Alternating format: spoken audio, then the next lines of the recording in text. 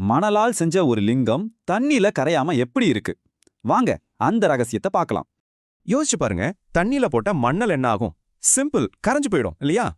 ஆனா ராமேஸ்வரத்துல ஒரு மணல் லிங்கம் 1000 வருஷமா காலத்தை வென்று நிக்குது. ஆச்சரியமா இருக்குல்ல? இந்த லிங்கத்தை செஞ்சது யாருன்னு தெரியுமா? சாக்ஷாத் ராமர், அவரோட பெரிய போருக்கு முன்னாடி. இது நம்ம எல்லாருக்குமே தெரிஞ்ச ஒரு விஷயம்தான். ஒரு எக்ஸாமுக்கு முன்னாடி ஆசீர்வாதம் வாங்குற மாதிரி. எவ்வளவு பெரிய வேலையா இருந்தாலும் அத ஒரு பணிவான நன்றியோட ஆரம்பிக்கணும்னு ராமர் நமக்கு காட்டுறார். அப்போ இந்த லிங்கத்தோட ரகசியம் மணல்ல இல்ல, அது நன்றி உணர்வுல தான் இருக்கு. பாருங்க, ஒரு கைப்படி மணலை வச்சு ராமர் நமக்கு எவ்வளவு பெரிய ஒரு பாடத்தை சொல்லி கொடுத்திருக்கார். சோ எந்த ஒரு கஷ்டத்தையும் ஜெயிக்கிறதுக்கு இதுதான் அந்த சிம்பிளான 2 ஸ்டெப் ஃபார்முலா.